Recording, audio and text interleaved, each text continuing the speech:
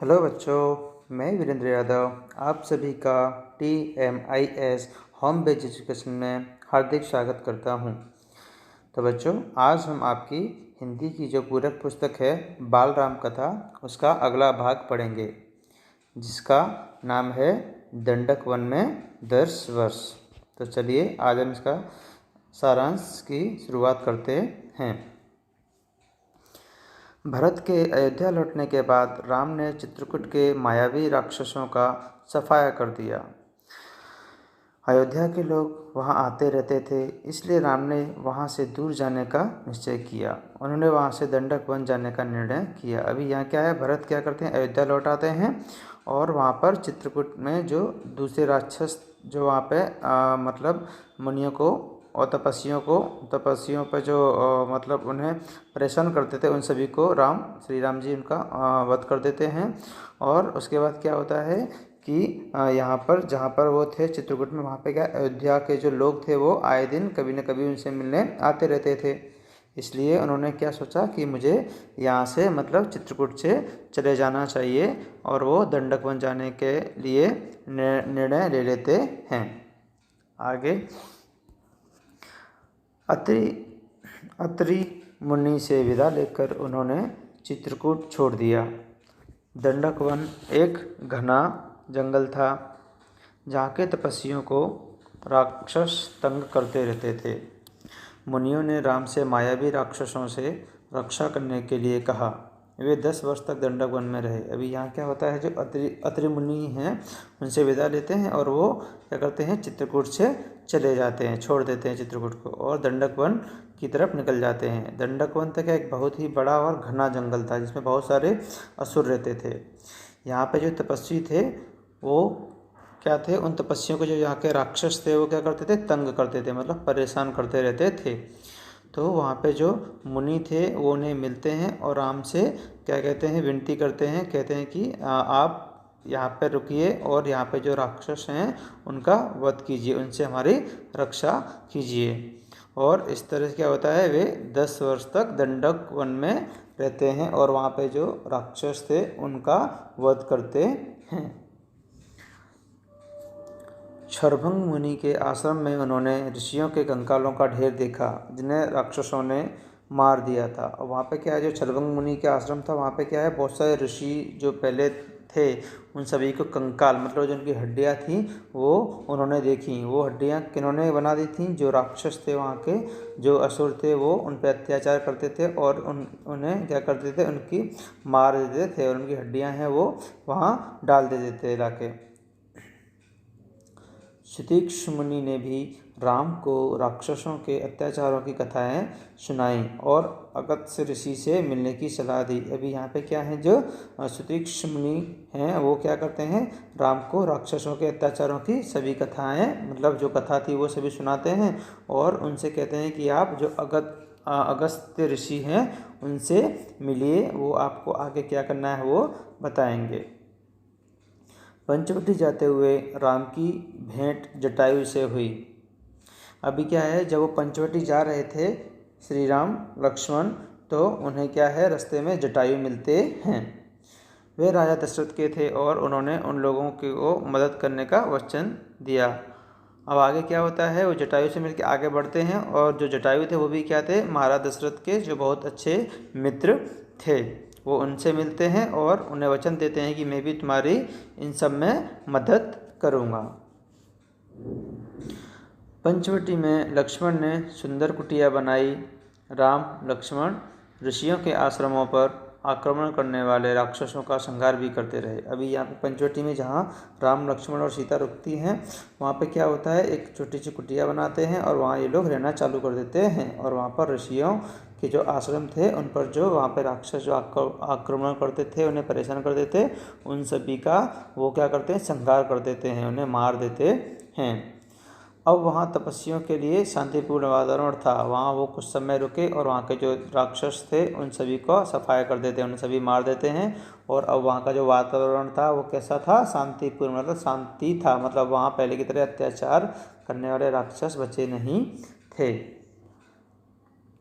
एक दिन लंका के राजा रावण की बहन शूर्पणखा वहाँ एक सुंदर स्त्री रूप धारण कर आई और राम से बोली कि वह उनसे विवाह करना चाहती हैं। एक दिन क्या होता है कि श्री राम मतलब ऐसे ही बैठे क्या करते हैं, बाहर मतलब कुटिया के बाहर बैठे होते हैं और वहाँ पर जो रावण था उनकी जो बहन शूर्पणखा थी वो एक सुंदर स्त्री मतलब एक बहुत ही अच्छी सुंदर स्त्री का रूप धारण कर लेती है और श्री राम के पास आती है और उनसे कहती है कि मैं आपसे विवाह करना चाहती हूँ, आप मुझसे विवाह कर लीजिए। राम ने जब उससे कहा कि मेरा तो विवाह हो चुका है, तब वह लक्ष्मण के पास गई। अब क्या, जैसे ही वो श्री राम से कहती हैं कि मुझे आपसे विवाह करना है, तो श्री राम कहते हैं बोले मेरा तो विवाह ऑलरेडी हो चुका है। तो यह सुनकर वो शूर्पणखा किसकी ओर बढ़ती है, लक्ष्मण की ओर बढ़ती है, उनके पास जाती है। लक्ष्मण ने उसे राम के पास भेज दिया। इस प्रकार दोनों के बीच वह भागती रही। अभी क्या है, राम लक्ष्मण के पास भेज रहे हैं और लक्ष्मण वापस से राम के पास भेज देते हैं शूर्पणखा को, ठीक है। तो इससे क्या है, वो दोनों आपस में मतलब उसे परेशान करते हैं, किसे, शूर्पणखा को। दोनों के बीच आपस इधर उधर भेजते रहते हैं, भगाते रहते हैं। अंत में वह क्रोधित होकर सीता पर झपटी। लक्ष्मण ने तत्काल शूर्पणखा के नाक कान काट लिए। अभी क्या है, अब वो परेशान हो चुकी है क्योंकि राम कहते हैं कि मैं नहीं कर सकता तुमसे विवाह और लक्ष्मण कहते हैं कि मैं भी नहीं कर सकता क्योंकि मैं तो दास हूँ, अगर तुम्हें दास बनना है तो तुम मुझसे मेरे साथ विवाह कर लो, ठीक है। तो वो मना कर देती है। तो इस तरीके से दोनों क्या है, राम और लक्ष्मण दोनों उसको इस तरीके से इधर उधर भेजते रहते हैं और वो क्रोधित हो जाती है। और जैसे ही उन्हें पता चलता है कि जो श्री राम है उनकी पत्नी सीता यही है, तो वो कहती है बोले अभी मैं से क्या करती हूँ, इसे अभी खा जा रही हूँ और उसके बाद फिर तुम मुझसे शादी कर लेना। इस तरह जैसे कह के वो सीता की ओर बढ़ती है। तो तत्काल क्या करते हैं, लक्ष्मण अपनी तलवार निकालते हैं और उसकी नाक और कान दोनों काट देते हैं। आगे क्या होता है, खून से लथपथ शूर्पणखा रोती हुई अपने भाई खर और दूषण के पास पहुंची। अभी क्या होता है, जैसे उसकी नाक और कान काट दिया जाता है लक्ष्मण के द्वारा, वो बहुत नाराज हो जाती है, क्रोधित होकर क्या होती है, रोती हुई अपने जो भाई हैं, कौन थे, खर और दूषण के पास पहुंच जाती है। शूर्पणखा की दुर्दशा देखकर और उसकी इस दशा का कारण जानकर खरदूषण क्रोध से भर गए। अब उनकी बहन का इतना बड़ा अपमान हुआ था, जब वो जाके खरदूषण को इस बारे में बताती है तो वो उनके जो भाई हैं वो खरदूषण क्या होते हैं, बहुत क्रोधित हो जाते हैं, बहुत गुस्से में आ जाते हैं। खरदूषण ने पहले तो 14 राक्षसों को राम से बदला लेने के लिए भेजा, परंतु उनके मारे जाने पर स्वयं सेना लेकर राम से युद्ध करने पहुंचे और मारे गए। उसके बाद क्या होता है, जब उनकी बहन उनके पास पहुंचती है खरदूषण के पास, तो वो नाराज होते हैं और क्या करते हैं, सबसे पहले वो अपने 14 राक्षसों को श्री राम और लक्ष्मण को मारने के लिए भेजते हैं। तो वो 14 राक्षस आते हैं तो श्री राम लक्ष्मण का वध कर देते हैं, मार देते हैं।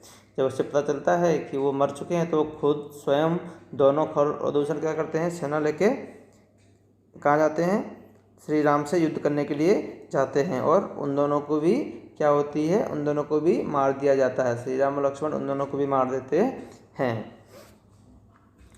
शूर्पणखा की दुर्दशा देखकर और उसकी इस दशा का कारण जानकर खरदूषण क्रोध से भरे गए। खरदूषण ने पहले तो 14 राक्षसों को राम से बदला लेने के लिए भेजा, परंतु उनके मारे जाने पर वह स्वयं सेना लेकर राम से युद्ध करने के लिए पहुँचे और क्या होते हैं, मारे जाते हैं। आगे क्या होता है, कुछ राक्षस जान बचाकर भाग गए।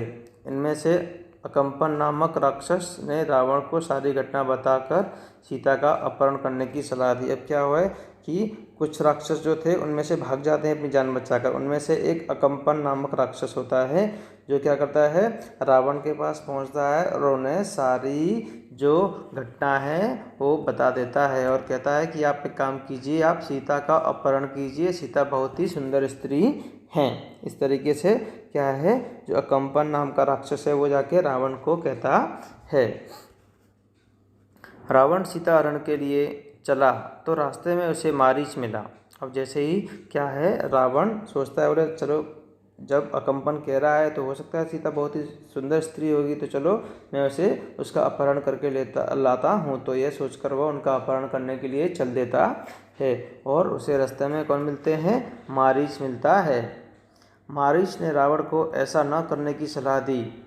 अभी मारीच को तो पता है कि श्री राम लक्ष्मण कौन है, ठीक है, तो वो उन्हें मना करता है, बोले आप ऐसा मत कीजिए, आप सीता का हरण मत कीजिए। इस तरीके से मारीच रावण को समझाता है। रावण मारीच की बात मानकर चुपचाप लंका लौट आया। अभी क्या है, मारीच जब उसे समझा देता है तो रावण उसकी बात समझ जाता है और वापस चुपचाप क्या करता है, अपनी जो लंका है वहाँ वापस चला जाता है। इस बार रावण मारीच को लेकर पंचवटी गया। वहाँ जाकर मारीच मायावी सोने के हिरण रूप धारण कर राम लक्ष्मण और सीता की कुटिया के पास घूमने लगा। अभी क्या है, कुछ समय बाद वापस से रावण आता है और क्या करता है, मारीच को लेकर कहाँ पहुँचता है, पंचवटी, जहाँ पर कहाँ सीता लक्ष्मण और राम रहते थे, वहाँ उनकी कुटिया के पास पहुँच जाता है। और वहाँ जाकर क्या बोलता है, मारीच को कहता है, बोले तू एक सोने के हिरण का रूप धारण कर ले और उसके बाद हम आगे की योजना जो है वो उसे बता देते हैं। क्या होता है उसके बाद कि जब वो कुटिया के आसपास घूमने लगता है सोने का हिरण बनकर, तो जो सीता है वो उस पर मोहित हो जाती है। उन्हें वो हिरण बहुत सुंदर लगने लगता है और वो कहती हैं कि मुझे ये कैसे भी करके हिरण चाहिए। रावण एक तपस्वी का वेश बनाकर एक पेड़ के पीछे छिप जाता है और उसी समय क्या करता है, रावण है वो एक तपस्वी मतलब एक साधु का रूप धारण करता है और एक पेड़ के पीछे छिप जाता है और मारीच को बोलता है, बोले तू सोने का हिरण बन जा और जाके मतलब उनके जो कुटिया बनी है उसके आसपास घूम, जिससे क्या है सीता उससे वो हो जाती हैं भावुक और वो कहती हैं कि मुझे तो कैसे भी करके ये सोने का हिरण चाहिए। इस तरीके से वो राम को कहती हैं। सीता ने उस सोने के हिरण पर मुग्ध होकर राम को उससे पकड़ लाने के लिए कहा। अब देखो सीधी सी बात है, सोने का हिरण देखा, सीता उस पर मतलब क्या हो गई, मनमुग्ध हो गई, मतलब उस पर खुश हो गई और उन्हें बहुत अच्छा लगने लगा और उन्होंने कहा श्री राम को, खुशी हो जाए, मुझे तो ये सोने का हिरण आप ला के दो, कैसे भी ला के दो। राम लक्ष्मण को वन में सोने के हिरण के होने पर संदेह था, परंतु सीता के लिए राम सोने का हिरण लेने चले गए। अब राम लक्ष्मण को तो शक था, बोले शायद ऐसा तो हो ही नहीं सकता कि सोने का कोई हिरण हो, ठीक है, ऐसा कोई हिरण पॉसिबल ही नहीं है। लेकिन सीता कहती हैं, सीता हट पकड़ ली थी, बोले नहीं कुछ भी हो जाए मुझे तो ये हिरण चाहिए ही चाहिए। तो उनकी हट के लिए क्या करते हैं, सोने का हिरण के लिए श्री राम जाने के लिए तैयार हो जाते हैं। उन्होंने लक्ष्मण को सीता की रक्षा करने की आदेश दिया। अब श्री राम क्या है, उस सोने के हिरण को पकड़ने के लिए जाते हैं और लक्ष्मण से कह के जाते हैं, बोले तुम यहीं रहना और मेरे आने का इंतज़ार करना, ठीक है, तुम्हें यहाँ रहकर सीता की क्या करना है, रक्षा करना है, क्योंकि ये क्या है, घना जंगल है और यहाँ पे आते से कभी भी किसी भी समय कोई भी राक्षस आ सकते हैं, ठीक है। आगे क्या होता है कि उसके बाद हम इस पाठ के जो नए शब्द हैं वो जान लेते हैं। कौन कौन से हैं, विचारमग्न, विचारों में खोया हुआ। हस्तक्षेप का मतलब होता है दखल देना, किसी भी कार्य में दखल देना मतलब बीच में पड़ना। मायावी मतलब छल कपट करने वाला कोई भी व्यक्ति जो छल कपट करता हो किसी के साथ में भी। विघ्न मतलब बाधा डालना, मतलब किसी के कार्य में अपनी टांग अड़ाना, बाधा डालना। संहार का मतलब होता है विनाश करना, किसी को मार देना, उसको ख़त्म कर देना। कुश मतलब एक घास, एक प्रकार की घास है, उसको बोलते हैं कुश। अस्तित्व मतलब वजूद, किसी भी चीज़ का होने का वजूद या मिट जाने का वजूद होना। मुग्ध होना मतलब मोहित हो जाना, किसी चीज़ को अपनी ओर क्या करना, किसी चीज़ पर आकर्षित हो जाना, वो बहुत चीज़ अच्छी लगने लगाना, ठीक है, उसे कहते हैं मुग्ध होना, मोहित हो जाना। विकृत मतलब होता है बिगड़ा हुआ, कोई चीज़ बिगड़ जाए उसे कहते हैं विकृत मतलब बिगड़ा हुआ। पौरुष मतलब होता है शक्ति, ताकत। महाबली मतलब बहुत बलवान। प्रवास मतलब विदेश जाना। तो बच्चों यहाँ पर हमने जो इस पूरक पुस्तक का जो भाग 6 है दंडक वन में 10 वर्ष वो पूरा कर लिया है। अगले भाग में हम आगे का जो भाग है सोने का रण वो पढ़ेंगे। यदि आपको इसमें कुछ समझ में ना आया हो तो आप मुझे कमेंट बॉक्स में पूछ सकते हैं।